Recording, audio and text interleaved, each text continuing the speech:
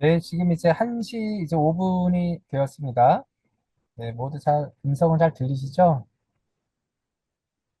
네, 지금 이제 올해 2025년도 메디코아에서 이제 진행하는 웨비나 이제 1차를 진행하게 되었는데요. 먼저 지금 경북이라든가 경남 지역에 대형 산불 때문에 이제 국가적 위기 단계에 있는 상황입니다. 굉장히 많은 분들이 이제 고통받고 있는데, 내일도 비 소식이 있다고는 하나, 네, 많은 양이 내려줘야 될 테고요. 현재 굉장히 많은 분들이 이제 노력을 하고 있는 만큼 빠른 진화가 될 수 있도록 모두가 다 기원해 주시면 좋겠습니다. 자, 25년도 저희가 웨비나를 시작한 지 2023년에 이제 처음 시작을 해가지고 올해 이제 3년 차를 맞게 되어 있는데요. 네, 오늘 뭐 이 관련한 주제에 대해서는 항상 뭐 반복돼서 나오는 것들도 있지만 그래도 그런 이론이라든가 어떤 식으로 적용할 수 있는 부분에 대해서 계속적으로 이제 교육을 듣다 보면 저희 제품을 사용하시거나 향후에 또 사용을 하고 할 예정이 있으신 분들한테 조금이나마 도움을 드리고자 이런 웨비나를 진행을 하고 있습니다. 자, 올해 1차 그 웨비나 주제는 우리 HRV의 전반적인 이론부터 소개하고 어떤 스트레스라는 것들하고 자율신경계의 어떤 상관성이 어떤지 그리고 이제 뭐 주요하게 필드에서 나왔던 어떤 Q&A 같은 것도 한번 짚고 넘어가 보고요. 또 당사에서 보통 주요하게 나오는 모델들의 어떤 차이점들이 뭔지 또 간략하게 한번 알아보는 시간을 갖도록 하겠습니다. 자, 그러면 가장 먼저 지금 HRV에 관련해서 소개를 해주실 메디코어의 정기삼 연구소장님이 이제 진행을 부탁드리겠습니다. 네, 안녕하세요. 방금 소개받은 그 정기삼입니다. 일단 화면 공유부터 시작을 하도록 하겠습니다. 네, 제가 맡은 강의는 하트레이트 베리어빌리티 소개인데요. 제 소개를 잠깐 드리자면 저는 석사 때는 ECG를 가지고 그러니까 심전도를 가지고 그 질병을 어떻게 하면 진단을 할 수 있느냐. 그래서 ECG 자동 진단 쪽으로 이제 연구를 쭉 했었고 그게 이제 박사 초기에 한 1년, 2년 정도까지는 그 연구가 이어졌다가 그 박사 한 2년째 될 때 우리 선배님께서 일본에서 유학하시는 선배님께서 이 하트레이트 베리어빌리티라는 게 있더라 해가지고 제가 자료를 찾아보니까 이게 일본뿐만 아니라 그 유럽에서도 이제 굉장히 많은 연구가 이루어졌고 굉장히 우리 건강에 도움이 될 연구가 될 것 같다 해서 그때부터 연구를 시작한 것이 그게 이제 1994년부터니까 이제 30년이 조금 지났네요. 그러니까 그 한 30년간 이 HRV 쪽으로 제가 연구를 쭉 하고 있습니다. 하트레이트 베리어빌리티라는 것은 우리가 잘 아시다시피 어떤 건강에 장애가 있음에도 불구하고 우리가 잘 모를 때 많이 발생을 합니다. 지금 보시면은 그 잠깐만요. 예. 그 우리가 여기에 이제 보시면은 오른쪽에 보시면은 여러 가지 건강에 문제 있는 증상들이 나오게 되는데 이 증상들 중에 본인이 생각하시기에 한 몇 개 정도 있다라고 생각을 하시는지 한번 세 보십시오. 만약에 세 개 이상 이런 증상이 있다라고 판단을 하시면은 오늘 제 강의 좀 잘 들으셔야 됩니다. 그 이제 만약에 한 개가 있는데 그게 좀 증상이 심하다고 그러면은 그래도 마찬가지입니다. 이 강의를 조금 잘 들으시는 것이 좋을 것 같습니다. 이런 증상들은 대개 일반적인 검사로 진단되지 않는 경우가 많아요. 그래가지고 이제 어떤 이야기들을 하시던가 하면 의사 선생님들이 신경성, 뭐 어떤 질환 앞에 신경성 땡땡땡, 그 다음에 뭐 특발성, 본태성 이런 말씀을 붙이시는데 이런 말씀을 붙이시면은 이거는 잘 모르겠다는 이야기거든요. 그러니까 결국은 이제 이런 증상이 나타나게 되면은 거기에 뭐 예를 들어서 염증이 있는 것 같으면 소염제, 뭐 통증이 있는 것 같으면 진통제 아니면 뭐 경우에 따라서 항생제 이런 걸로 이제 대증요법으로만 치료할 수밖에 없는 그런 상황이라서 이런 것들에 대해서 이제 원인을 발견하기가 쉽지 않습니다. 이것은 이제 아까도 말씀드렸지만 이 자율신경계 교란에 의한 문제거든요. 자율신경계는 이제 우리 몸에 있는 여기서 이제 환경이라고 하면 그게 혈압이 될 수도 있고 뭐 체온이 될 수도 있는데 그 환경을 일정하게 혈압도 너무 높아서도 안 되고 너무 낮아서도 안 되고 체온도 마찬가지로 너무 높아서도 안 되고 낮아서도 안 되고 면역력도 마찬가지입니다. 면역력도 너무 높아서도 안 되고 너무 낮아서도 안 됩니다. 면역력이 낮으면 그 질병에 걸릴 거고 면역력이 높으면은 너무 높으면은 이게 자기 몸을 공격하거든요. 그러니까 이런 것들이 이제 이 환경을 일정하게 만드는 것을 우리가 항상성 유지라고 하는데 교감신경과 부교감신경이 서로 이제 반대 작용을 하면서 그 우리 몸의 환경을 일정하게 유지를 시킵니다. 그래서 교감신경은 주로 이제 위급한 상황에서 그 대응하는 시스템이고 부교감신경은 안정 상태에서 이 위기 상황에 대응하기 위해서 그 어떤 것들을 축적하는 그런 시스템으로 보시면 되죠. 그런데 우리가 HRV를 가지고 자율신경계를 추정하는 그 이유는 뭔가 하면은 심장에는 교감신경계와 부교감신경계가 동시에 작용한다는 겁니다. 그래서 심장 뛰는 거를 보면은 우리가 자율신경계 활동을 어느 정도 유출을 할 수 있다 하는 것에 이제 우리가 근거를 두는 거죠. 그 자율신경계 다시 한번 설명을 드리면은 우리가 심장에 보면은 그 SA 노드 동방결절이라는 놈이 있습니다. 이 놈이 우리 몸에서는 유일하게 자기 스스로 발전기가 돼요. 펄스를 발생시킵니다. 그런데 이 펄스가 비교적 그 규칙적이에요. 굉장히 규칙적입니다. 그런데 이 규칙적인 박동을 누가 교란시키는가 하면은 그 교감신경계와 부교감신경계가 결혼을 시키는데 교감신경이 이 동방결절 쪽으로 이제 작용을 하면은 하트레이트를 높이죠. 높이고 부교감신경계가 작동을 하게 되면은 이 하트레이트를 좀 낮추는 역할을 합니다. 그런데 요 두 놈이 서로 주파수가 달라요. 그래서 교감신경은 비교적 느리게 작용하는 반면에 교감신경은 비교적 빨리 작용합니다. 거의 이제 호흡 주파수하고 같이 작용을 하고 교감신경계는 이 혈관 운동 주파수하고 거의 동기가 되어 있습니다. 그래서 요 두 가지가 섞여 버리면은 단순하게 두 개만 섞었는데도 굉장히 불규칙해 보이잖아요. 그런데 사람 몸이라는 것은 저 두 가지 시스템으로 작동하지 않습니다. 이거 이외에도 굉장히 다양한 시스템이 그 작동을 하기 때문에 실제로 HRV 파형을 보면 이것보다 훨씬 복잡해져요. 그래서 이런 복잡한 시스템으로 발생하는 것이 하트레이트 베리어빌리티, 심박의 변이도다. 이렇게 이해를 하시면 되고요. 요걸 갖다가 다시 한번 보여드리는데 여기 이 심전도의 이제 심전도 파형을 보시면은 굉장히 규칙적으로 뛰는 것처럼 보인단 말이죠. 그런데 규칙적으로 뛰는 것이 아니라 이렇게 딱 보면은 한 0.01에서 0.05 사이가 움직입니다. 굉장히 그 미세하게 움직이는 거죠. 이 미세하게 움직이는 것들을 찾아내 가지고 우리가 교감신경계, 부교감신경계의 기량작용을 추정하는 건데 그러다 보니까 이게 그 장비가 없었던 한 40년 전에는 이 학문이 이제 그렇게 크게 발전하지를 못했어요. 그 이 학문이 있었던 게 이제 한 40년 정도밖에 안 되니까 학문 입장에서는 굉장히 신생 학문인 거죠. 그래서 이렇게 이제 돼 있다라고 보시면 되겠습니다. 그런데 우리가 지금 그 원래 HRV는 그 ECG를 사용해 가지고 그 추정을 해야 되는데 그 우리가 헬스케어 쪽에서는 PPG도 많이 사용하지 않습니까? 그래서 PPG를 사용하는 것은 뭔가 하면은 ECG가 이제 여기 QRS 컴플렉스라고 하는 요 뾰족한 파형이 나오는 것을 우리가 이제 그 심방이 수축할 때 나오는 파형입니다. 그래서 심방에서 수축하면은 그 혈액이 이제 짜지는 거죠. 심장에서 확 짜지면은 요것이 그 우리 말초까지 오는데 그러니까 손가락 끝까지 오는데 걸리는 시간에 약간의 타임 딜레이가 있습니다. 요 타임 딜레이는 그 우리가 안정한 상태에서는 타임 딜레이가 거의 일정해요. 거의 일정하다 보니까 그냥 PPG를 가지고도 우리가 HRV를 할 수 있다. 이렇게 추정을 하는 겁니다. 물론 그 아주 엄밀하게 하시는 분은 HRV 그 PRV라고 해서 Pulse Rate Variability라는 용어를 또 쓰세요. 그래서 PRV라는 용어를 쓰시기도 하는데 그 어쨌든 요걸 가지고 이제 그 PPG 신호를 가지고 우리가 HRV를 추정하는 것도 그 건강한 상태에서는 뭐 그렇게 안정된 상태에서는 그렇게 크게 문제가 되지 않는다라고 보시면 되고요. 그 PPG를 쓰면 또 하나의 이점이 있지 않습니까? 우리가 이제 이 혈관 건강 상태를 또 추정해 볼 수가 있거든요. 그래서 우리가 이제 웰니스 시장에서는 그 PPG를 많이 사용하시는 것이 그 더 좋은 이점이 있다라고 말씀을 드리는 겁니다.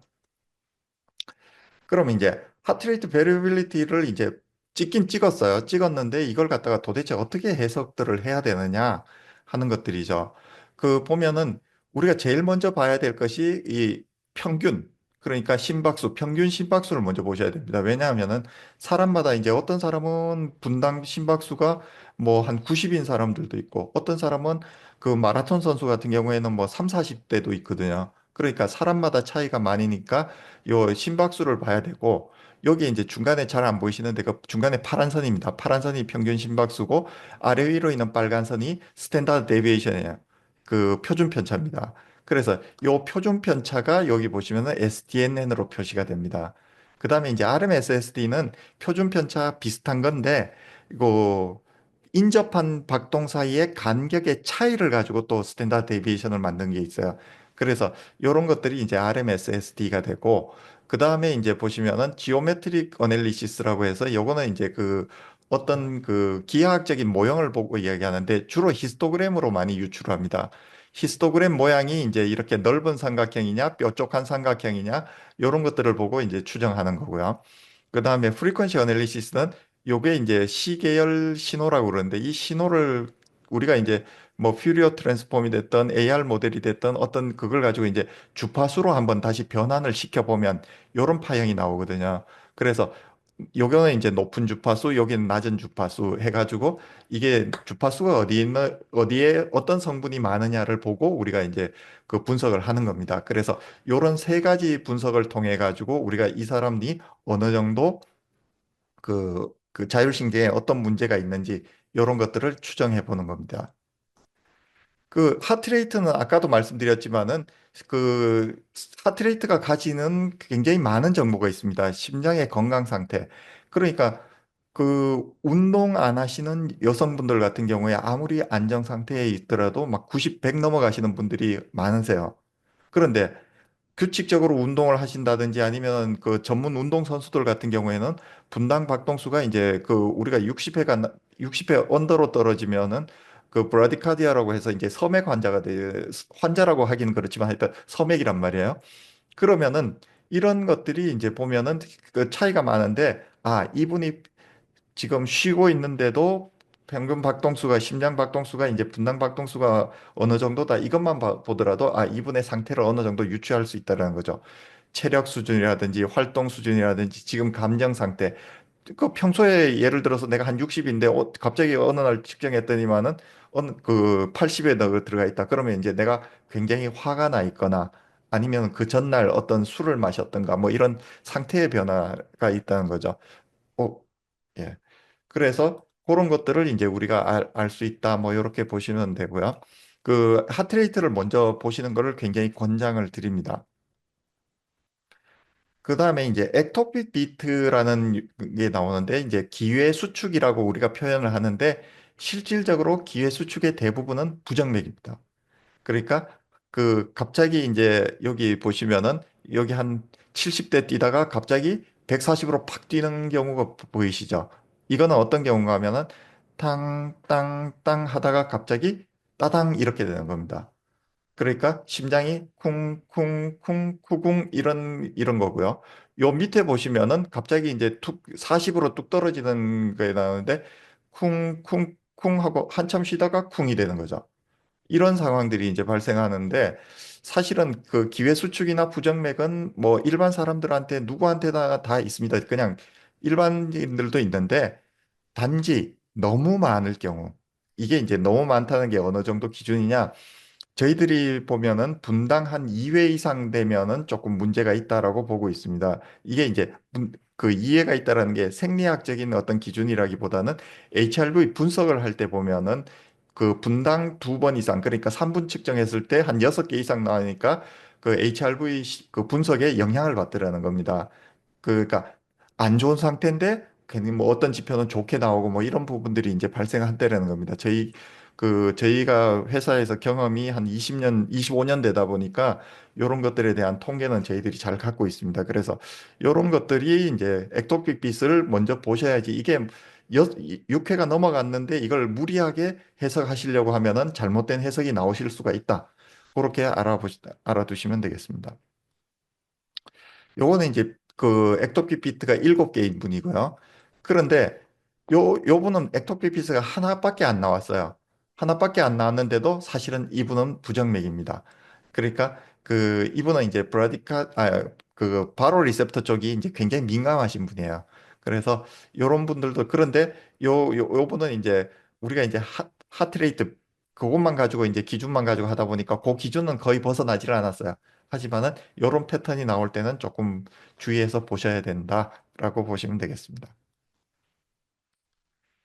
자, 그 시간 영역의 분석입니다. 타임 도메인 어널리시스인데 아까 말씀드렸듯이 SDNN은 그 스탠다드 데비에이션인데 스트레스 대처 능력 그러니까 우리 일반 기계에서는 그 웰리스 장비에서는 스트레스 대처 능력이라고 되어 있습니다. 왜 이걸 스트레스 대처 능력이라는 용어를 쓰는가 하면은 우리가 자율신경이 활발한지 안 활발한지를 봐야지 자율신경이 활발해야지 어떤 스트레스에 대처할 수 있는 능력이 생기는 겁니다. 그래서 우리가 자율신경 활성도를 나타내고요. 그 다음에 이제 RMSSD는 아까도 말씀드렸지만은 그 SDNN하고 비슷한 지표인데 그 인접한 비트 사이의 차이를 또 스탠다드 데비에이션을 만든 겁니다. 그러다 보니까 요거는 부교감 신경 활동을 조금 더 강조를 하고 있습니다. 그래서 그 일반적으로 이제 스포츠 메디슨 같은 경우에 운동 선수들을 관리할 때 RMSSD가 높으면은 그날은 컨디션이 좋고 예를 들어서 이제 뭐 우리가 역도 선수 같은 경우에는 RMSSD가 높은 날은 조금 더 많은 무게를 들더라 이런 통계들이 있습니다. 그래서 그 보면은 같은 그 컨디션을 볼 때 이분은 이제 굉장히 그 지금 활발한 상태고 이분은 이제 굉장히 지쳐 보이죠. 그날 그날의 어떤 상태를 이제 보실 때 RMSSD 이런 것들을 보시면 되고 그래서 우리가 이제 바디 컨디션이라고 이야기를 하고 있습니다. 그래서 바디 컨디션이라는 지표가 있으면 RMSSD였다라고 생각해 주시면 되겠습니다. 그 우리가 지오메트리컬 메소드 기하학적인 분석인데 기하학적인 분석은 아까도 말씀드렸지만 히스토그램으로 많이 합니다. 물론 이 RRV 가지고도 그 분석을 하는 지표가 있습니다만은 그 히스토그램을 가지고 지표를 가지고 하시면은 어떤 그게 되는가 하면은 지금 위에 거는 좀 젊고 건강하신 분이고 밑에 거는 그 굉장히 지금 현재 스트레스 상태인 분이시거든요. 여기 보시면은 히스토그램으로 보면 여기 1번 그 초록색 선 이렇게 이제 그 RR 인터벌의 분포가 굉장히 넓게 나옵니다. 넓게 나오니까 당연히 높이도 낮겠죠. 그런데 스트레스 상태일 때는 굉장히 좁고 히스토그램이 높게 나옵니다. 그래서 이걸 가지고 이제 수치화 계량화한 것이 HRV 인덱스라는 거고요. 그래서 요걸 가지고 이제 많이 이야기들을 하고 있고 그다음에 이제 PSI라는 거는 전 세계에서 그 메디코어가 유일하게 갖고 있는 지표입니다. 메디코어에서 이제 독자적으로 이제 만들어 놓은 지표인데 요거는 이 HRV 인덱스에다가 우리가 이제 그 하트레이트적인 요소를 그 섞어서 같이 그래서 이제 스트레스나 아니면 질병 같은 거 연구하실 때 요게 민감도가 굉장히 높습니다. 그래서 스트레스 민감도가 높은 지표고 그래서 이제 우리가 그 신체적 스트레스라는 용어를 지금 사용을 하고 있습니다. 지금 주파수 영역의 이제 분석은 보시면은 토탈 파워가 있고요. 그러니까 여기 보시면은 주파수가 보면 VLF 성분이 있고 LF 성분이 있고 HF 성분이 있는데 요 성분들이 보면은 VLF하고 그다음에 이제 LF하고 HF 요걸 다 합쳐 놓은 것이 여기 말씀드리는 토탈 파워입니다. 그래서 이거를 갖다가 이제 아까 SDNN과 마찬가지로 이걸 자율신경 조절 능력이라는 말을 씁니다. 그래서 TP는 자율신경 조절 능력. VLF는 요 부분인데 요 부분은 사실은 그 주기가 굉장히 깁니다. 지금 보면은 0.003 같은 경우에는 거의 한 30분 걸리고 그다음에 이제 0.04 같은 경우에는 주기가 25초예요. 그러니까 우리가 3분 측정하더라도 주기가 한 6개 정도밖에 못 들어갑니다. 그러다 보니까 요게 이제 태생적인 한계로 주파수 분석할 때 이제 태생적인 한계 때문에 그 우리가 이제 짧은 시간 쇼텀 어널리시스라고 그러는데 짧은 시간 분석할 때는 VLF를 잘 보지는 않습니다. 잘 보지는 않는데 그 정신과에서 이제 정서 불안이라든지 이런 거 보실 때 정신과에서 이제 그 유의 깊게 보시는 선생님들이 계시고요. 주로 우리들이 보는 거는 LF하고 HF를 많이 봅니다. LF는 요 부분인데 그 0.04에서 0.15 사이인데 그 교감신경계와 이제 부교감신경의 혼합 반응이라는 게 정설입니다. 정설인데 그 저는 어떻게 보는가 하면은 제가 이제 장기간 30년 했다고 말씀드렸잖아요. 30년 동안 이렇게 하다 보니까 아 그냥 이거는 교감신경계로 봐도 되겠더라. 부교감신경의 반응이 있더라도 그 굉장히 좀 미미하더라. 왜? 우리가 이제 HF는 부교감신경이 확실하거든요. 요 HF 요 성분은 부교감신경의 활동이 확실하니 우리가 요걸 보고 나면은 LF를 가지고 이제 부교감신경이 어느 정도 있는 줄 아니까 그냥 이건 교감신경으로 봐도 되겠더라. 해가지고 우리가 이제 LF는 교감신경, HF는 부교감신경 이렇게 보시면 되겠습니다.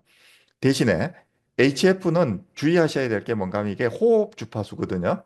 호흡 그러니까 미주신경이라는 거는 호흡에 의해서 이제 그 조절이 되기 때문에 이 호흡 주파수가 예를 들어서 명상이나 이런 것들을 하시면은 호흡 주파수가 점점 느려지다가 그 우리가 이제 그 호흡 주기가 10초. 그러니까 들이쉬는 거 5초, 내쉬는 거 5초 뭐 이렇게 돼가지고 10초가 돼버리면은 이 영역으로 넘어가 버려요. 그래서 명상이나 심호흡을 하실 때는 심호흡을 하시면서 측정을 하면은 굉장히 그 교감신경이 높은 걸로 나옵니다. 실제로 그렇진 않은데. 그래서 우리가 측정하실 때는 그 자연스러운 호흡으로 측정하셔야지 제대로 된 측정이 가능하다라고 보시면 되겠습니다. 그런데 원래 HRV 측정하시는 분 중에 이제 자율신경 실조인 분들이 그러니까 평소에 몸이 힘드신 분들이 많다 보니까 약간이라도 조용한 상태가 되면 자동적으로 이거 심호흡 하시는 분들 계세요. 그 뭐 단전호흡 뭐 이런 것들 하시는 분들 계시는데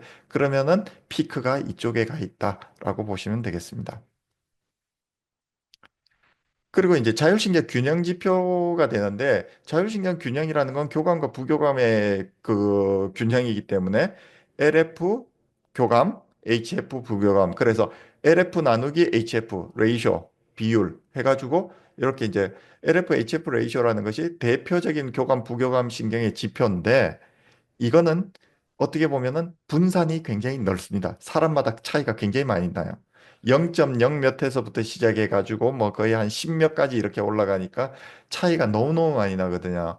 그래서 우리는 뭘 많이 보는가 하면은 LF 놈, HF 놈을 많이 봅니다. LF 놈, HF 놈을 많이 보는 이유는 LF 놈이라는 거는 뭔가 하면은 LF의 주파수 성분과 HF 성분 주파수를 합한 것 중에서 LF가 차지하는 비율입니다. 비율이니까 0에서 100 사이를 벗어나질 않죠. 그래서 LF 놈이라는 것은 그 지금 LF와 HF 중에 LF가 차지하는 비율, HF 놈은 LF와 HF 중에 HF가 차지하는 비율. 요렇게 해가지고 이제 균형 지표를 보시면은 요거는 예를 들어서 이놈이 그거 55면은 요놈은 45가 되겠죠. 자연스럽게. 그래서 요 LF 놈과 HF 놈을 합치면 100이 되는 겁니다. 그래서 그렇게 보시면 그것이 이제 어떻게 보면은 그 정량적으로 측정할 때는 훨씬 더 그 우리가 알아보기 쉬운 지표가 됩니다. 자, 그러면 이제 지표에 대한 설명은 쭉 마쳤고 제가 이제 그 교감신경과 부교감신경이 어떻게 이제 그 어떤 질환 상태나 이런 거에 따라서 변화하는지를 그냥 실제로 한번 보여드리겠습니다. 교감신경과 이제 부교감신경이 서로 기량적으로 한다는 것이 이제 그 이제 예를 들어서 이제 남자가 교감신경, 여자가 이제 부교감신경이라는 가정하에서 서로 이렇게 땡기고 있을 때 균형이 맞으면 좋은데 균형이 맞지 않고 이제 과도한 긴장이 있는 경우들이 있습니다. 그래서 우리가 이제 한스셀리에가 이제 일반 적응 증후군이라고 해가지고 처음에 이제 어느 정도 스트레스를 받으면은 경고 반응 단계가 오죠.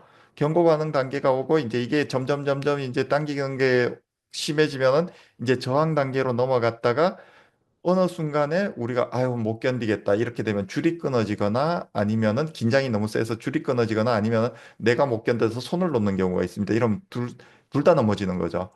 그러니까 이 상태가 이제 자율신경 실조라는 겁니다. 그래서 이 자율신경 실조를 갖다가 우리가 HRV 측면에서 하나씩 살펴보면 이분은 지금 건강 상태입니다. 지글지글한 성분이 있는데 이 지글지글한 성분 중에 주파수가 이렇게 천천히 변하는 성분도 있고 여기서 자글자글하게 이렇게 그 변하는 성분도 있습니다. 눈으로 보이시잖아요. 그죠? 그러니까 이렇게 천천히 변하는 성분은 교감신경, 요 자글자글자글한 거는 부교감신경 보시면 됩니다. 그래서 이걸 HRV로 많이 보시다 보면은 그냥 파형만 딱 봐도 부교감신경, 교감신경이 비율이 어느 정도 되고 뭐 이게 대충 눈에 보이는 경우들이 많습니다. 지금 이분 같은 경우에 이제 그 보니까 주파수에 봤더니 주파수도 이제 어느 정도 좋고 그 여기 이제 아이존이 있는데 아이존은 고 연령대의 평균 지표입니다. 그래서 이분은 고 연령대보다 평균보다 조금 더 높게 나오고 그 다음에 이제 그 교감과 부교감 신경의 비율도 약간 이제 교감 신경이 낮긴 하지만은 그래도 뭐 어느 정도 비율이 돼 있고 여기 AB 다이어그램이라고 이것도 이제 메디코아에서 만들어 놓은 겁니다. 특허까지 그 일련 있는데 요즘 타 회사에서도 이제 다 쓰더라고요. 그 AB라는 말은 오토노믹 밸런스 다이어그램의 이제 준말입니다.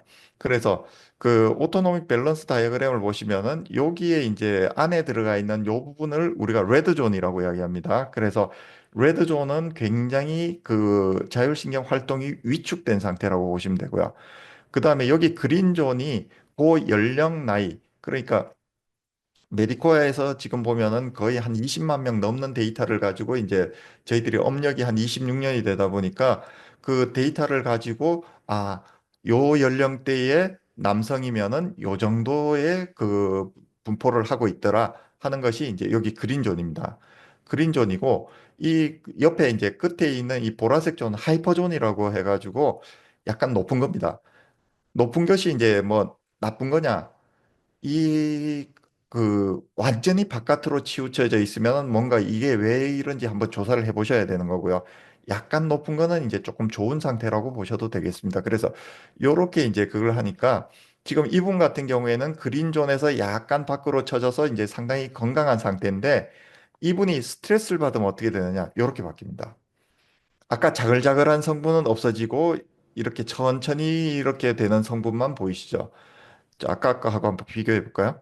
요런 게 요렇게 딱 바뀌면서 LF가 확 높아지면서 교감신경이 확 증가합니다.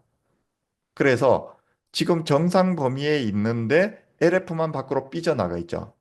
이것이 급성 스트레스 상태입니다.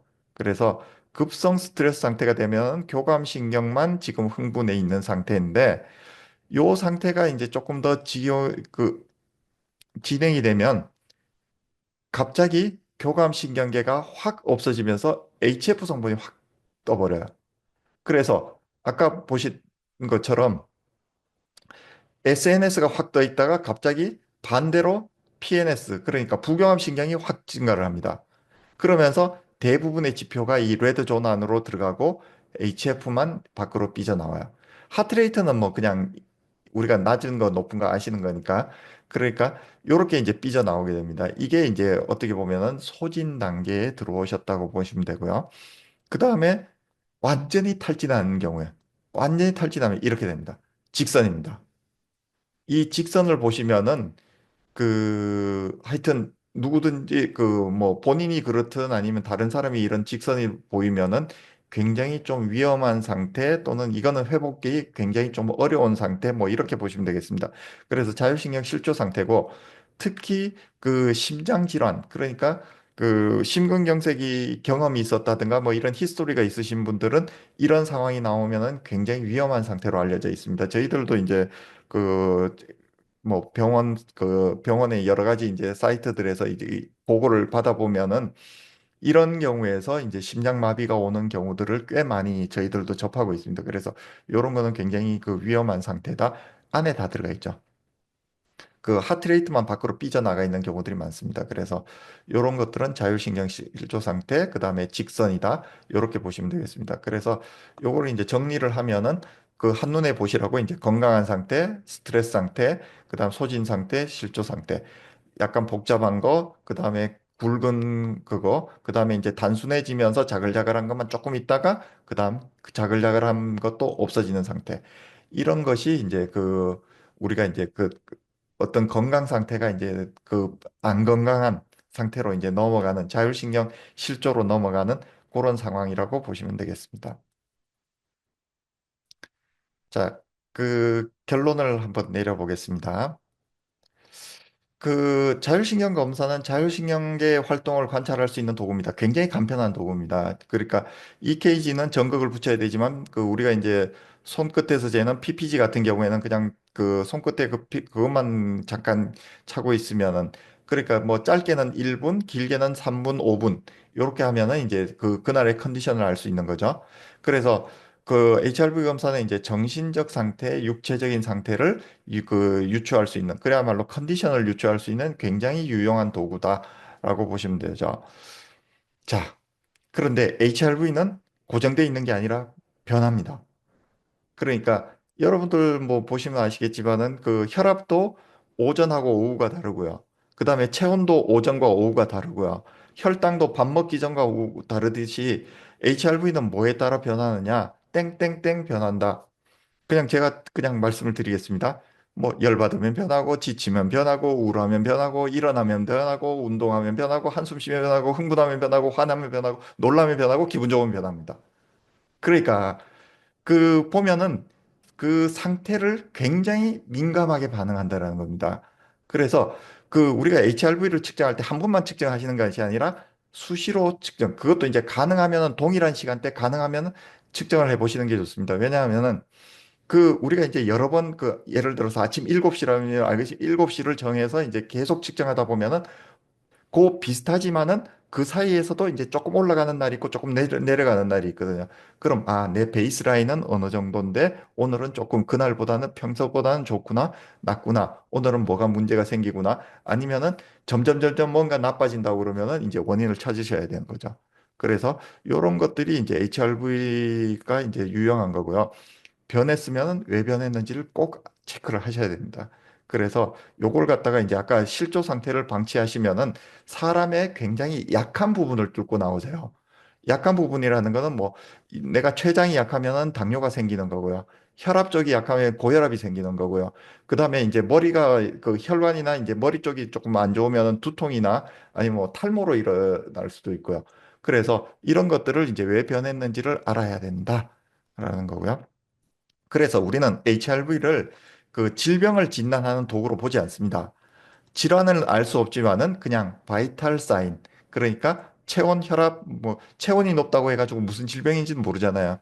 체온 그러니까 체온이 높으면 어딘가 염증이 있으니까 그 원인을 찾듯이 이게 HRV가 안 좋아지면은 아 어디가 안 좋은지 원인을 조금 찾으셔야지 질환은 알 수 없지만은 우리의 컨디션 상태는 좀 알 수 있겠다 하는 그런 그 지표로 이제 사용하시면은 굉장히 큰 무리가 없지 않을까 생각하고 있습니다. 자, 오늘 강의는 이렇게 마치고요. 그 혹시 질문이 있으신 분은 그 우리 그 채팅방에다가 거기다가 이제 남겨주시면은 제가 이제 나중에 한번 모아서 끝나고 이 모든 것들을 다 끝나고 나가지고 이제 그 말씀을 드릴 거고요. 그 다음에 또 자료가 필요하신 분은 거기다가 이메일 주소를 좀 남겨주세요. 이메일 주소를 남겨주시면은 저희들이 일괄적으로 그 자료를 보내드리도록 하겠습니다. 이상입니다. 감사합니다. 아, 네. 수고하셨습니다. 네, 다음은 우리 그 임상 팀장이 진난이 팀장님께서 우리 스트레스 자율신경계 상관성이라든가 여러 가지 필드 상황에서 나올 수 있는 어떤 주요한 Q&A 같은 쪽에서 그 설명을 좀 강의를 드리도록 하겠습니다. 네, 진행 부탁드립니다.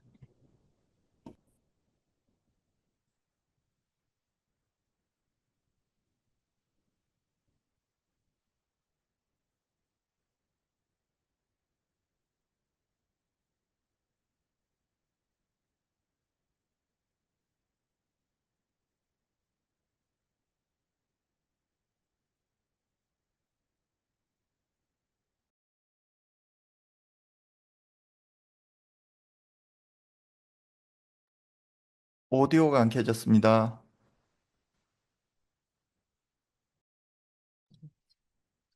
네, 반갑습니다. 잘 들리시나요? 이렇게 분기마다 저희 그 회사에서 실시하는 그 웨비나에 적극적으로 꾸준히 참여해 주시는 분이 또 계시고, 어, 그래서 또 저희는 또 여기에 열심히 또 준비해서 선생님들께 정보 전달하려고 노력하겠습니다. 오늘 앞서서 저희 그 연구소장님께서 그 기초 원리에 대해서 잘 설명해 주셨고, 저는 이제 그 실제 기초 원리를 따라서 저희 HRV 자율신경계 그 검사기기를 어떻게 잘 활용하실 수 있고, 실제 필드에서 뭐 고객들이나 아니면은 저 상담하는 분들에게 어떻게 접목을 할까라고 하는 부분으로 좀 저는 포커스를 맞춰봤습니다. 결국은 우리 HRV 검사 기기가 알아먹기 쉽게 스트레스 검사라고 많이 언급을 하고 계시잖아요. 스트레스라고 하는 그 부분하고 플러스 자율신경계 결국은 그 둘은 뗄래야 뗄 수가 없고 스트레스와 자율신경계는 서로 상관관계가 매우 높다는 부분을 설명을 좀 드리도록 하겠습니다. 그래서 스트레스에 대한 전반적인 부분, 또 스트레스 관리는 어떻게 하고, 현재 그 어떤 검사를 이루어지고, 어떤 방향으로 이제 그 관리를 할지, 필드에서 좀 도움이 되셨으면 좋겠습니다. 그래서 스트레스라고 하는 말은 굉장히 다양하게 많이 쓰고 일반인들도 누구나 스트레스는 다 알 수 있고, 그래, 나 스트레스 받아. 오늘 스트레스 받았어. 이런 얘기들을 많이 주고받잖아요. 원래 스트레스라고 하는 그 용어는 일반인에게 쓰는 것보다는 원래 물리학 분야에서 썼다라고 합니다. 그래서 우리가 굉장히 적응하기 어려운 환경에 처할 때 우리는 심리적으로, 신체적으로 매우 긴장 상태에 놓이게 되죠. 그래서, 아, 음, 잠을 못 주무시고 노이로제가 걸리고 우울증이 오고 이런 심리적인 부담을 일차적으로 느끼고 이런 상태가 지속되게 되면 이제 우리가 우리 신체 몸에 나타나는 거죠. 처음에는 이런 증상들이 심리적 부담감이 이제 우리 몸에서 발생하게 되는 질환으로 가는 거죠. 장기화가 되면 그래서 심장병이라든지 소화가 잘 안 돼서 위궤양이 된다든지 이제 계속 스트레스를 받게 되면 어, 대부분 뒷목을 잡잖아요. 이게 고혈압이, 혈압이 차차차차 그래서 올라가고 이런 그런 질환으로 가게 되는데요. 그래서 과거 20세기 이후에 우리가 이제 그전에는 물리학적인 분야에서 봤다라고 하면 최근에는 이제 화병, 물화병, 그래서 신체와 스트레스에 대한 상관관계 연구를 많이 하고요. 그래서 스트레스 요인에 대해 신체에 반응하는 값은 주로 우리가 신체, 정신, 행동 모든 걸 의미한다라고 할 수 있습니다. 또 심리학적인 용어로도 많이 사용을 했었죠. 우리가 신체를 보호하려는 우리 신체와 심리 과정, 신체에서 우리가 나타나는 비특이적인 반응, 이런 모두를 또 스트레스라고 합니다. 물론 과거에는 우리가 스트레스를 받는 상황이 좀 적었어요. 이렇게 현대 사회가 되지 않고 과거에는 생존을 위해서 맹수가 나타나면 거기에 대처하는 그런 정도의 스트레스, 그런 부분이 스트레스다라고 하면 현대에 들어서는 정말 다양한 요소가 존재합니다. 그 요소들은 가장 기본적인 부분은 현대사에서는 우리가 받아들이기 힘든 상황, 이것도 스트레스를 받고 아무런 나와 상관없는 이유 없이 공격을 받을 때 그리고 심지어는 내가 납득이 안 될 때, 우리 수준에서 납득이 안 될 때, 내 수준에서 납득이 안 될 때, 이런 부분들이 다 개인적인 스트레스 작용을 합니다. 그래서 스트레스 원인은 셀 수 없이 많지만, 우리는 현대에 들어와서는 현대인은 그것보다 스트레스를 훨씬 더 많이 받고 사는 것 같아요. 과거에는 그 농경사회나 이런 데서는 내가 그냥 자연의 순응해서 자연스럽게 살고, 결국은 그 어떤 맹수가 나타나지 않는 한 아주 평화로운 삶을 살았지만 지금은 현대인은 스트레스가 그 어느 때보다 가중화되어 있지 않나 이렇게 생각이 되어집니다. 그래서 스트레스라고 하는 그 부분, 아까 소장님께도 얘기를 했지만, 스트레스 자체가 모두 나쁜 거는 아니죠. 좋은 스트레스가 있고 나쁜 스트레스가 있어요. 그래서 스트레스의 재발견은 스트레스 없는 사람이 건강할까? 스트레스가 없으면 정말 살 것 같다라고 하지만, 사실 스트레스는 누구에게나 다 있지만, 결론은 스트레스 없는 사람이 건강하지 않다라고 하는 결론이 내려졌어요. 적당한 스트레스. 그렇죠. 그래서 스트레스가 없는 사람이 건강하지 않고 과도한 스트레스, 또 지나친 스트레스, 너무 스트레스가 없는 상황도 그 부분이 또 질병이 온다라고 돼 있습니다. 요즘에는 그런 방향으로 적정한 스트레스는 건강 유지에 꼭 필요하다. 여기 스트레스와 질병과 상관관계의 이 그래프를 보시면 지나치게 없어도 질병이 가까워지고 지나치게 많아도 질병이 가까워진다라고 하는 그런 음, 음, 이론이 있습니다. 그래서 적정한 어느 정도의 적정한 스트레스는 우리 몸에 유용하다. 그래서 나눠진 게 유스트레스, 디스트레스라고 합니다. 그래서 유스트레스는 우리가 우리가 어떤 수행을 했었을 때 성공을 한다든지 성장을 한다든지 긍정적으로 일어나는 스트레스는 뭐 결혼을 하면 기분 좋고 연애할 때도 좋고 이게 스트레스라기보다는 좋은 스트레스라고 합니다. 그리고 디스트레스는 뭐 하여튼 실패라든지 부정적인 영향들, 뭐 실직, 뭐 가족과 사별 등등이 디스트레스에 속하죠. 그래서 결국은 좋든 나쁜 스트레스는 우리 반응이 우리 몸에 지속적으로 나타나게 되는 거고 과중한 업무 프로젝트를 맡았을 때 그때에 따라 개인이 어떻게 태도를 가지느냐에 따라서 이게 유스트레스가 되거나 디스트레스가 된다라고 하는 거죠. 적극적으로 해보려고 하는 마음이 있었을 때랑 하기 싫을 때 하는 거랑의 차이가 굉장히 많듯이 이런 부분이 스트레스의 재발견이라고 하겠습니다. 그래서 우리 스트레스의 요인을 다양하게 보면 앞전에 설명한 것처럼 굉장히 다양하죠. 스트레스는 사회적인 요인, 가족관계, 업무 스트레스, 실직 이런 부분이 또 스트레스 작용하고 생리적 요인으로서도 우리가 굉장히 질병에 노출돼 있었을 때 가족 간의 질병이 있으면 온 가족이 모두 다 거기에 매달려야 되고 그런 부분도 있고 특히 청소년 같은 경우도 급격한 성장 시기에 또 스트레스를 받을 거고 이제 나이 드시는 갱년기에 스트레스를 받을 거고 환경적 요인들은 요즘 최근 들어서 그렇잖아요. 물론 그 나라 일도 있지만 뭐 날씨, 뭐 과도한 추운 날씨, 또 지나친 소음, 공해 이런 부분도 다 스트레스 요인이잖아요. 우리 앞서서 우리 이재호 부장님 얘기했듯이 이 나라에 지금 산불이 지나치게 있어서 그 주위의 모든 환경적인 요인들이 모두 다 우리에게는 스트레스로 작용을 하고 있습니다. 또 심리적으로 요인이 가장 크죠. 현대인은 아마도 스트레스가 심리적인 요인이 훨씬 크게 무게로 다가오고 있는 것 같아요. 그래서 불안, 우울, 고민, 뭐 수면장애 이런 부분들이 다 심리적 요인이 아닐까. 그래서 하여튼 성격적인 요인도 있고 그래서 그 부분을 뭐 알코올이라든지 중독이라든지 이런 쪽으로 빠지는 경우도 많고 각종 요소가 스트레스로 작용을 하고 있습니다. 그런데 우리가 스트레스를 받으면 우리 몸에서 어떤 일이 벌어질까요?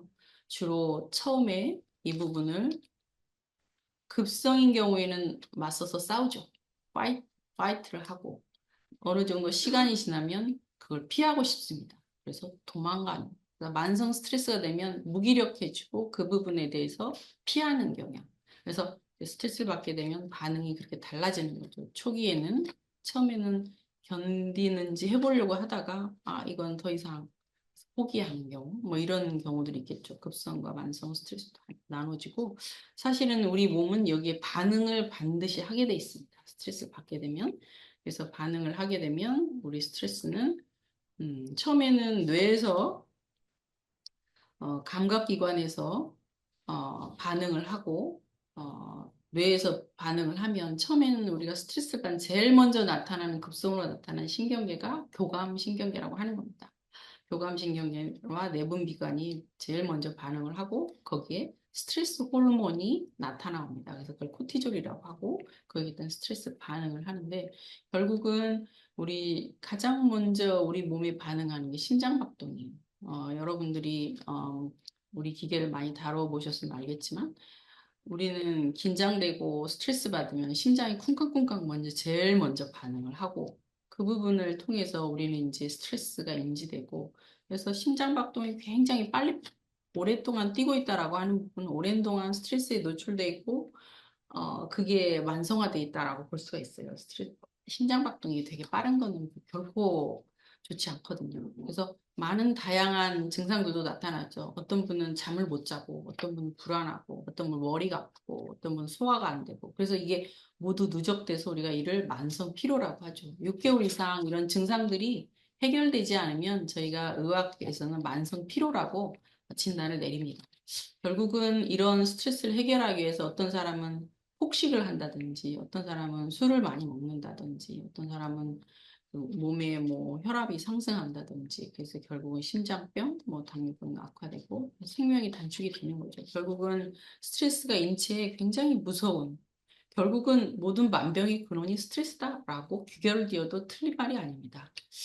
그래서 앞에 설명한 것처럼 첫 번째 나타나는 스트레스 받은 증상은 정말 예민해져요. 일단 흥분하죠. 그리고 되게 마음이 조급해지죠. 그리고 잠을 못 자죠. 일단 이게 계속 연관시켜서 이제 우라가 쌓이는 거죠. 이게 스트레스의 대부분의 증상입니다. 그래서 신체적으로 나타나기도 하고 정신적으로 나타나서 우리가 기계를 통해서 검사하는 심박동수는 기본적으로 증가하고 이런 모든 증상들을 우리가 스트레스로 인해 나타난 증상들입니다. 이런 증상들은 병원에 가서도 검사를 해도 특별하게 나오는 게 없어요. 내 머리가 아픈다고 해서 CT를 찍어도 MRI 찍어도 안 나타나요. 잠을 못 자요. 잠을 못 자는 그 원인을 잘 밝혀낼 수 없어요. 모든 게 다 마음에 있고 내 상태에 있고 스트레스에 있음에도 불구하고 우리는 해결하지 못해서 제가 잠을 못 자요라고 병원을 찾습니다. 원래 그 원인은 나에게 찾아야 되는데 그 부분을 도움을 받을 병원을 찾게 되죠. 결국은 자세히 들여다보면 내가 최근에 무슨 일이 있었나 그 부분을 어떻게 할까라고 노력을 하는 것도 이제 방법일 것 같아요. 어찌됐건 이런 부분들이 안타깝긴 한데, 과거에는 이런 증상들을 내세워서 병원에 가면 당신 꾀병이야 라고 말했거든요. 근데 지금은 어느 정도 이제 병원에서 자율신경, 아까 소장님이 얘기한 자율신경 실조증이라고 하는 그 부분으로 해서 진단을 하고 치료를 하는 방향으로 지금 바뀌고 있습니다.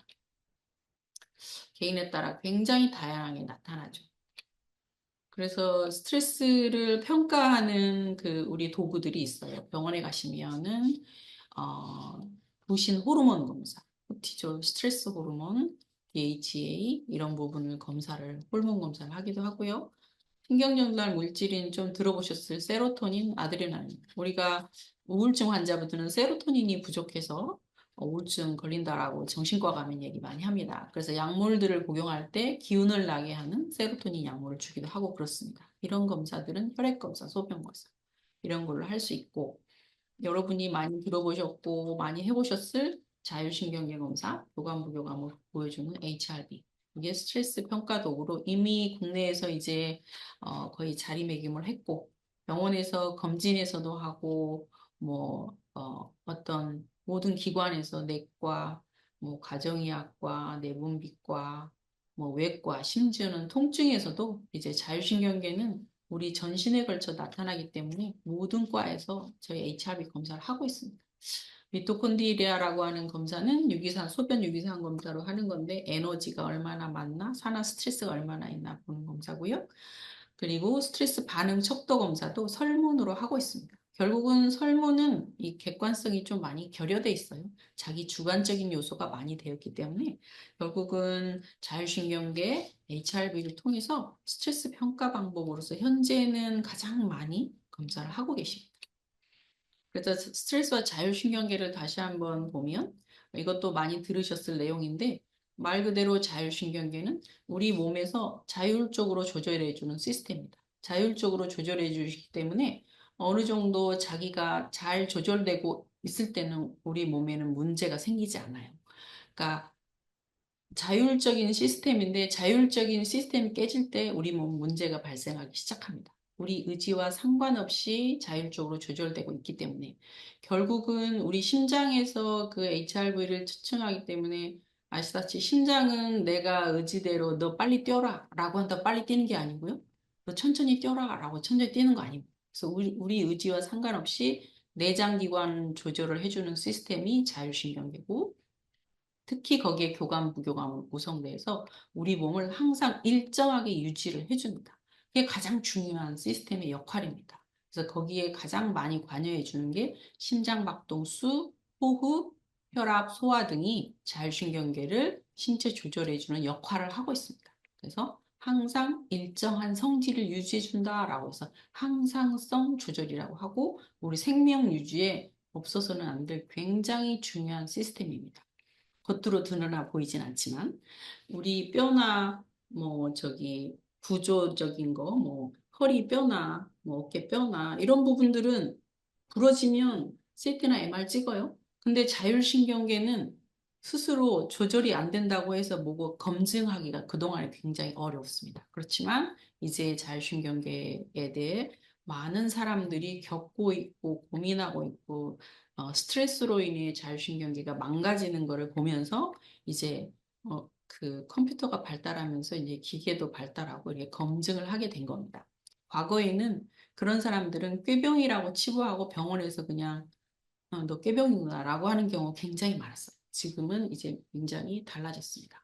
그래서 자율신경계는 결국은 우리 몸에서 밸런스를 유지해주고 아까 장 운동, 위액 운동, 장기 활동도 조절해주고 결국은 면역력과의 상관관계가 있어서 호르몬 이 세 가지는 사이클이 잘 돌아가야 우리 몸이 건강하다라고 얘기를 하고 있습니다. 그래서 자율신경계는 뭐 중추신경계, 말초신경계 안에 감각신경, 운동신경으로 나눠지는데 주로 자율신경계는 우리 몸에서 교감, 부교감이 나오면서 우리 몸의 근육, 내분비 샘, 심장근, 주요하게 이 세 가지에 영향을 많이 미치고 있습니다.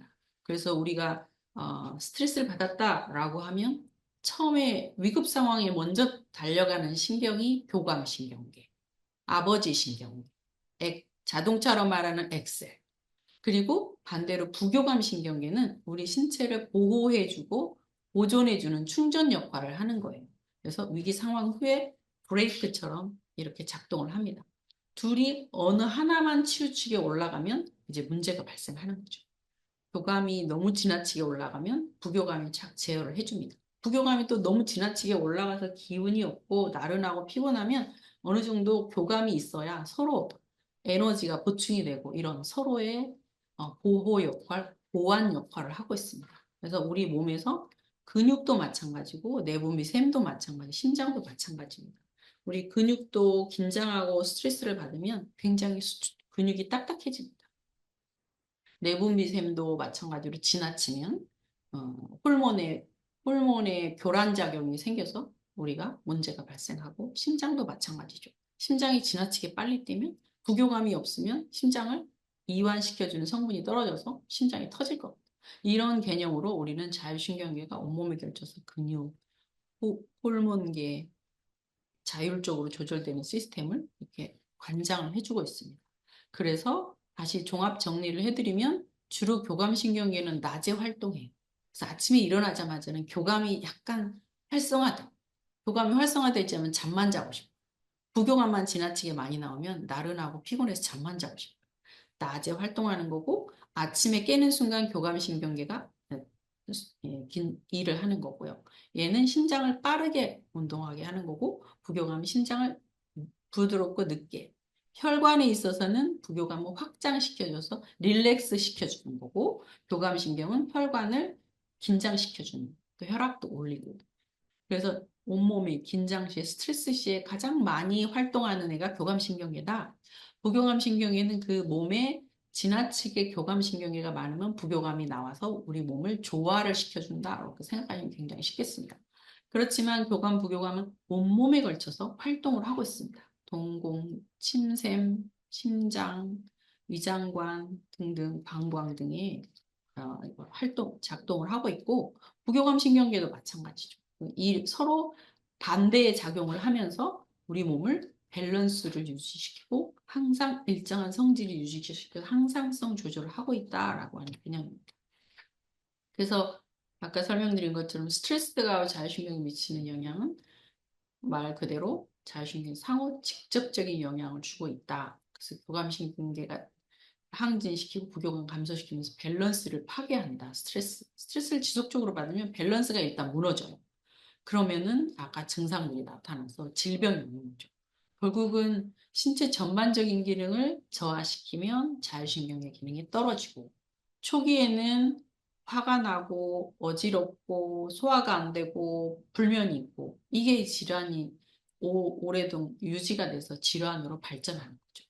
결국은 스트레스가 우리 자율신경계 밸런스를 깨지게 하고 우리 몸에 염증을 일으켜서 호르몬, 면역 체계까지 시스템을 약하게 해서 모든 만병의 근원이 된다. 결국은 스트레스, 자율신경계, 상관관계가 매우 높다. 그래서 우리는 그 부분을 HRV로 검사한다라고 하는 개념이거든요. 그래서 스트레스는 자율신경 불균형을 통해 만성 피로를 가지고 기능이 저하가 돼서 결국은 면역력이 약화가 되고 염증이 올라가고 질환. 가장 무서운 게 사실은 요즘 들어서는 물론 뭐 치매도 있고 뇌졸중도 있겠지만 암이잖아요. 결국은 염증이 온몸에 있어서 염증을 해결하지 않으면 내 몸의 약한 곳으로 염증이 오랜 동안 지속되다가 그게 암이 되거든요. 암이 굉장히 무섭잖아요. 요즘에는 10명 중에 3명이 암이래요. 근처에 주위에 암이 굉장히 많잖아요. 그래서 결국은 우리가 스트레스를 관리하지 않으면 제가 아는 젊은 친구들이 너무 힘들게 일하면 암 걸리겠다. 이렇게 쉽게 말하더라고요. 그래서 이미 모두들 다 그렇게 생각을 하고 있구나. 결국은 지나친 스트레스가 내 몸에 암을 가져오겠구나. 암 걸리겠어. 이거를 툭툭툭 던지더라고요. 그래서 결국은 지속적인 스트레스는 자율신경계를 망가시키고 면역력을 저하시켜서 각종 질환을 유발한다. 소화가 계속 안 되는 분들 지속적이 되면 그거 소화암이 소화력에 문제가 생겨서 암이 위암이 될 수가 있잖아요. 그런 비슷한 개념이죠. 면역력은 대장에 굉장히 관련이 많아서 대장 쪽에도 무시할 수 없이 면역력을 주관하는 대장 시스템에 문제가 많이 되거든요. 결국은 지속적인 스트레스는 각종 질환을 일으킨다. 그러면 스트레스를 안 받고 살 수도 없고 우리는 어느 정도의 조절을 하면서 내가 스트레스를 관리를 해야 된다라고 하는 거죠. 그래서 스트레스를 조절하는 데는 첫 번째는 마음 관리인 것 같아요. 두 번째는 대인관계. 스트레스 해소 능력을 능동적으로 본인이 찾고 대처를 해야 되는 것 같아요.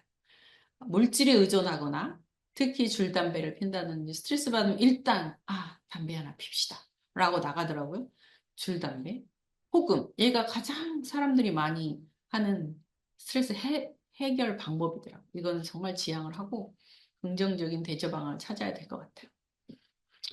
그런데 대인관계에서도 정말 의사소통이 정말 중요한 것 같아요. 언어적 의사소통으로서 우선 오해를 먼저 풀고 서로 잘 들어주고 경청을 명료화하는 거를 추천을 해드리는데 첫 번째 불안이 자꾸 나타날 때 일을 할 때 이 자기의 마인드 컨트롤 먼저 해야 되는 것 같아요. 그래, 많은 사람들은 무슨 일을 할 때 걱정을 먼저 해요. 걱정에 10개를 하면 실제 일어나는 건 하나도 안 된다고 해요. 걱정할 건 없다. 모든 거 괜찮아질 거야. 잠시 쉬면 되지. 이 마인드 컨트롤이 정말 중요하고 실제 직면했었을 때는 먼저 흥분하지 말고 차분해지는 게 정말 중요한 것 같아요. 차분해지자. 나 할 수 있다.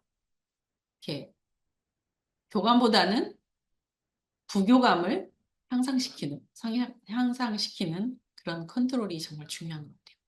그리고 긴장을 하고 이완을 떠올릴 필요가 있을 때 호흡하고 이완을 시켜주는 게 중요합니다. 정신과의 환자들 중에 대부분 애들이나 ADHD들은 실제 일은 일어나지 않았는데 숨이 막혀 죽을 것 같아요.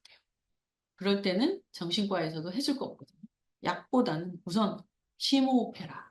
그래서 저희 기계에 아마 심호흡 프로그램도 들어가 있는데 심호흡해라. 이게 첫 번째부터.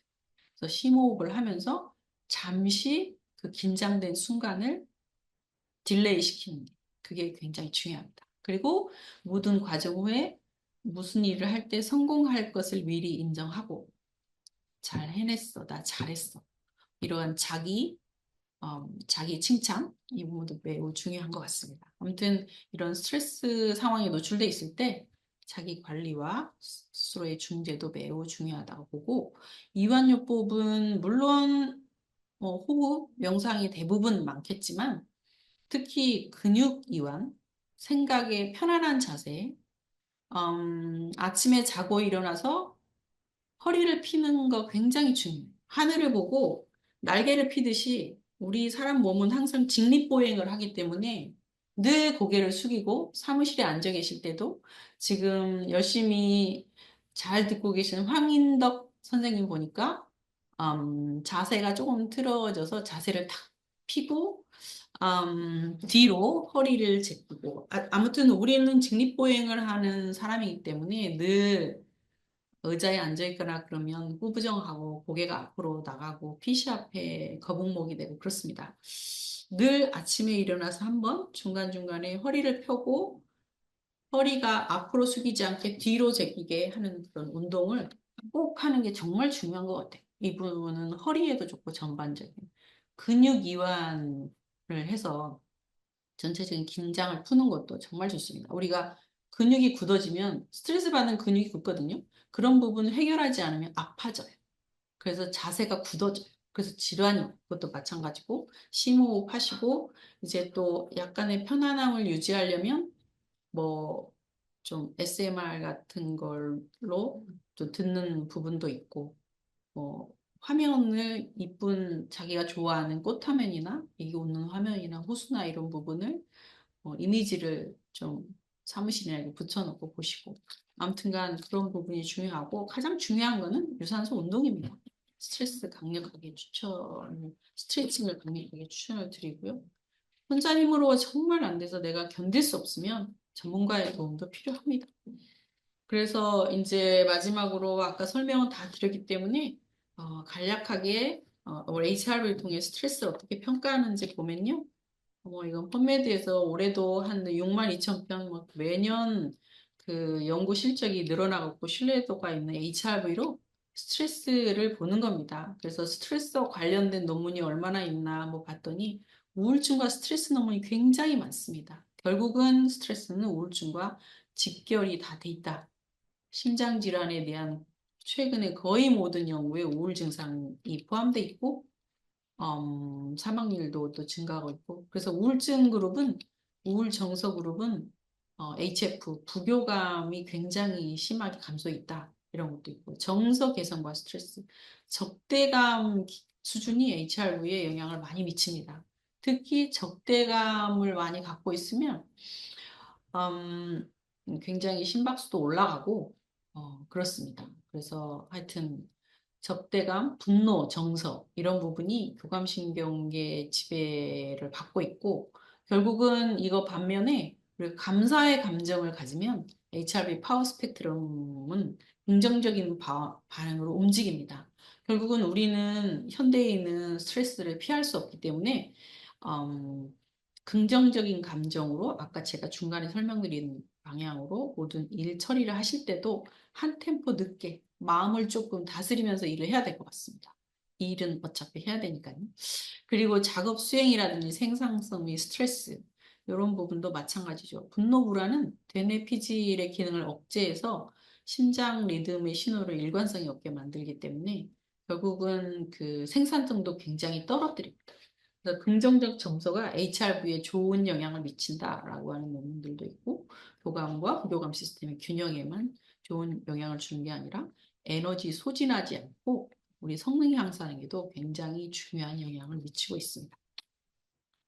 그래서 이 부분은 많이 얘기했기 때문에 넘어가겠고요. 결국은 생리적인 질환과 스트레스가 매우 중요합니다. 이런 질환들은 모두 여러분들 이 자료를 드리겠지만 이런 모든 질환들이 편두통, 과민성 대장증, 당뇨, 심혈관, 실신, 고혈압, 천식도 스트레스거든요.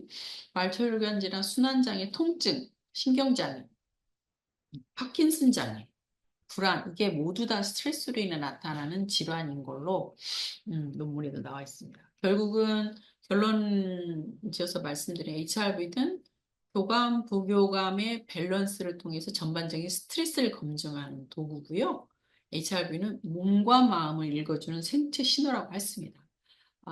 우리 소장님하고 서로 자료는 아직 공유되지 않은 상태에서 서로 자료를 정리했는데 둘이 마음이 통해서 너무 깜짝 놀랐습니다. 몸과 마음을 읽어주는 정말 우리 생체 신호입니다. HRV는 꼭 기본적으로 자주 측정을 해서 나의 상태를 보고 관리를 해야 되는 그런 검사기기라고 할 수 있습니다. 건강한 그룹과 건강하지 않은 그룹, 이제 이런 부분을 이제 아시겠으니까 넘어가겠습니다. 밸런스가 맞고 이런 상태가 땡큐 상태입니다. 이런 상태는 정말 관리를 해줘야 되는 관리 대상이고요.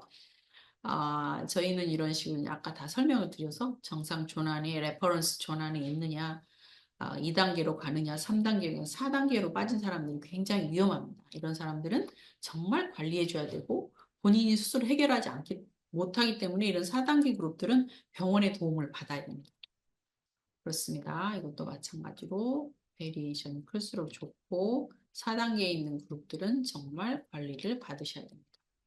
정상 단계별로 병원에서 주로 많이 하는 현장에서는 환자 문진 시에 문진하고 HRV를 기본 치료 전에 검사로 하고 부신 기능 검사로도 하고 그다음에 맞춤 영양 처방을 합니다. 건기식, 영양 수액 정말 힘들면 과거에는 수액이 그냥 수술한 사람만 수술했거든요. 수액을 맞았거든요. 지금은 일반인들, 특히 젊은 친구들은 건강을 굉장히 더 많이 관리하기 때문에 어디지? 이 회사 근처에 내과나 가정의학과는 영양 수액을 굉장히 점심시간이 많이. 점심시간도 시간이 달라졌더라고요. 과거에는 점심시간이 한두 시였다면 지금 점심시간이 병원 점심시간이 두세 시로 바뀌었어요.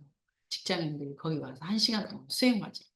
어쨌든 이렇게 수액을 맞고 그다음에 다시 자율신경 검사를 해서 좋아지는지 확인을 하고 이제 삶의 질이 회복되고 건강한 삶을 유지할 수 있고 자율신경이 회복됩니다. 이렇게 관리를 하지 않으면 질환으로 가니까요. 사전에 예방 차원에서 이런 관리를 해서 내가 질환으로 가기 전에 먼저 어, 회복을 하고 또 일도 열심히 하고 그렇게 되게 돼 있습니다. 제가 준비한 거는 여기까지 마치고요. Q&A를 그 다음에 하게 돼 있는데 오늘 Q&A를 간단하게 한두 문제 먼저 해드리고 마칠까 합니다. 스트레스 자율신경 검사를 많이 해보시면 어떤 분은 심박수하고 심박 변이도에 헷갈려하는 부분이 있어서 심장 박동 수는 1분 동안에 심장이 몇 번 뛰는가 이런 걸 보는 거고요. 성인은 보통 일반적으로 60에서 80회 정도 뜁니다. 더 이상 90회 이상 뛰거나 50회 이하 뛰면 너무 낮거나 너무 높으면 이것도 문제가 되기 때문에 스트레스에 많이 노출되어 있기 때문에 확인을 하시면 되겠고요. 4, 50 되는 사람들은 운동을 정말 열심히 하는지 아니면 이 사람이 그동안에 너무 피곤한지 40 이하, 30 이하로 떨어지면 조만간에 사망할 수도 있거든요. 반대로 하트레이트가 100 이상 올라가는 게 계속 지속되면 심장이 너무 빨리 뛰어서 매우 스트레스에 많이 노출돼 있고 이게 거의 고질화된 사람도 있어요. 그러면 운동을 통해서 좀 낮추셔야 됩니다. 그런 게 있고요. 심박 변이도는 HRV는 우리가 심장 박동의 미세한 변이의 간격의 차이를 봐서 스트레스 상태나 자율신경 상태를 보는 겁니다. 이게 단순한 심박수와 심박 변이도 차이입니다. 그리고 HRV를 반복 측정 시 신뢰도 제한성 얼마나 되느냐라고 하는 부분을 했어요.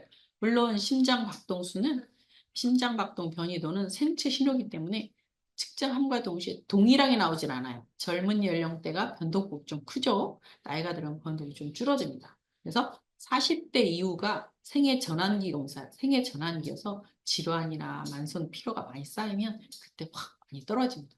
그리고 중요한 부분은 우리가 당뇨 환자, 자율신경 장애가 굉장히 많이 나타납니다. 그래서 당뇨 환자분들은 꼭 HRV를 통해서 그 환자의 건강 상태, 앞으로 심혈관 도래사가 없을지 이 부분을 한번 살펴봐 줘야 됩니다.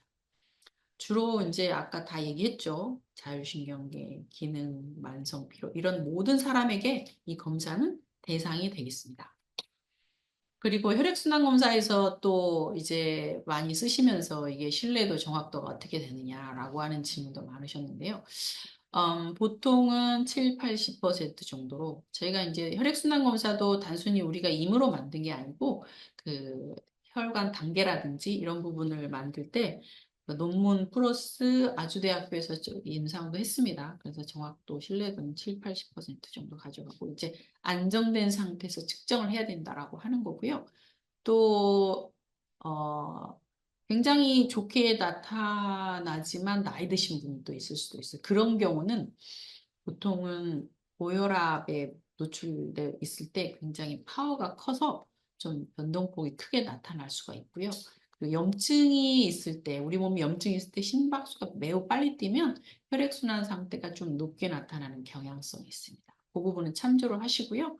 그리고 반복 측정 시 혈관 단계가 다르게 난다. 이럴 때는 아까 금방 얘기한 것처럼 심박수가 많이 달라졌는가? 그래서 저희가 심박수의 최대 최소 평균을 요즘에는 내주고 있습니다. 심박수가 지나치게 많이 달라지면 혈액순환 상태도 변수가 존재합니다. 그리고 측정 시에 손가락을 세게 누르고 있으면 안 됩니다.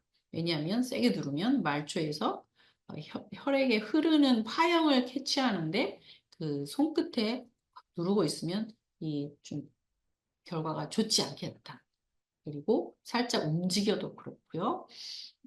동맥경화가 살짝 진행 중인 사람이 또 그런 경향성이 있고요. 그리고 혈압의 변동이 심할 때, 이럴 때도 또 혈류 흐름에 대한 상태를 보기 때문에 반복 측정 시에 단계가 좀 왔다 갔다 할 수 있는 경우의 수가 이런 경우의 수니까 좀 유의해서 한번 보시면 되겠고요. 그리고 뭐 이것도 기본적인 거지만 항상 왼쪽 손가락으로 하라고 저희가 하는 거는 레퍼런스를 그쪽으로 구축을 했기 때문에 왼쪽 검지를 해주시면 되겠고요. 손가락으로 왼손으로 측정할 수 없으면 오른손으로 하셔도 됩니다. 오른손이 없으면 왼손에 중지를 하셔도 됩니다. 그 부분은 이제 뭐 상황에 따라 할 수 있다라고 하는 겁니다. 그러면 여기까지 HRV는 고로 자율신경 스트레스 검사다, 면역기능 검사다, 기능의학적으로 보는 바이탈 사인이라 그래서 병원에서는 지금 처음에 오면 기본적으로 환자 상태를 검사하는 도구로 사용하고 있고요. 건강 상담이 주요한 역할을 하고 있습니다. 네, 제가 준비한 건 여기까지 말씀을 드리고요. 질문은 아까 말씀하신 것처럼 또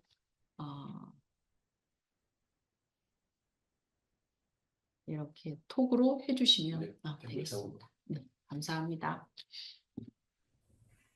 네, 네. 그 강의 감사드립니다. 그리고 아까 그 처음에 HRV 쪽이라든가 지금 현재부터 스트레스 자율신경에 대한 내용들 관련해서 궁금하셨던 것들은 그 아까 톡이라든가 아니면 저기 이메일에다가 남겨주시면은 개별로 다그 답변을 좀 달아서 드리도록 하겠습니다. 지금 이제 마지막으로 간략하게 이제 메디코아에서 그 현재 나오고 있는 제품에 대한 어떤 간략한 제품 소개 자료를 소개해 드리고 일단 오늘 일정을 마치도록 하겠습니다. 네, 저희 메디코어는 크게 두 가지로 구성되어 있다고 보시면 될 것 같습니다. 생체 신호 분석, 그다음에 적외선 체열 진단 장비인데 워낙에 지금 강의 듣고 계시는 이제 모든 분야에서는 대부분 우리 HRV 쪽, 바이오 시그널 시스템에 관련된 분야의 제품들이 주로 다그 사용을 하고 계시거나 이제 검토하시는 분들이 많을 테고요. 뭐 전문가용 제품부터 우리가 홈케어 제품까지 다양한 모델군들이 구성이 되어 있다라고 보시면 되죠. 이런 것들은 잠시만요.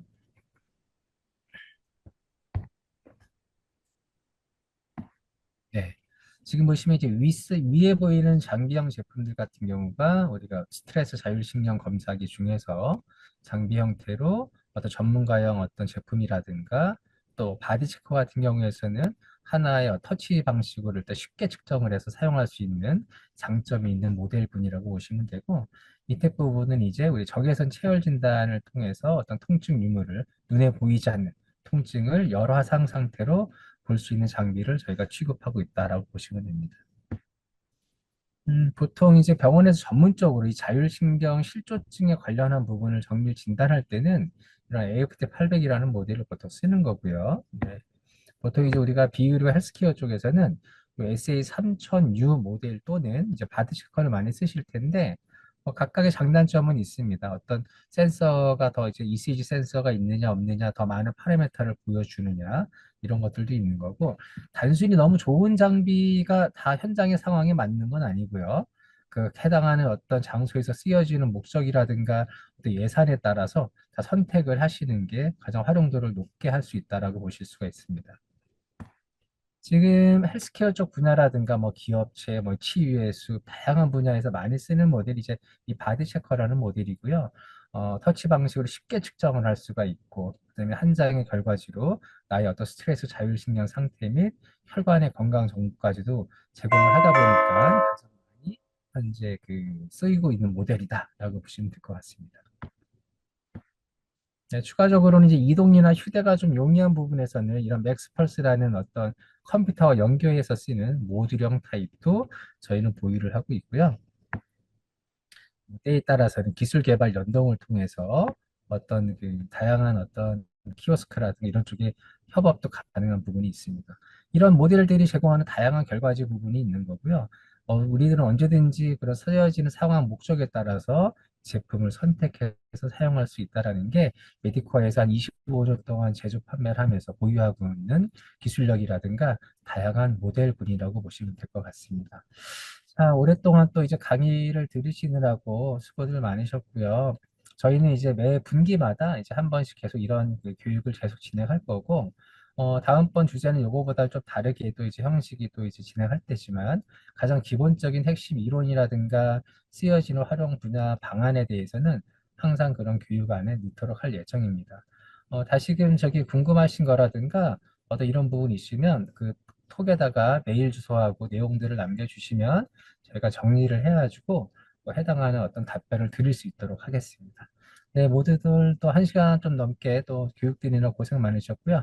다음번 또 웨비나 때 또 안내 드리도록 하겠습니다. 네, 감사합니다.